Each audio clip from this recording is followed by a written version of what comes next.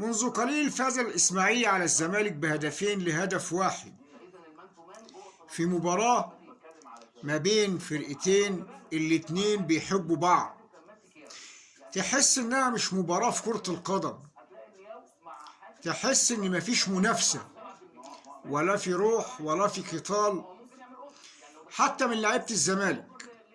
ولو كان ده مستوى الزمالك يبقى الزمالك تعبان، يبقى الزمالك في انهيار، يبقى الزمالك ملطشة والحقوه، يبقى الزمالك ملطشة والحقوه، لأن المستوى تعبان وفي انهيار. ده لو كان ده مستواه.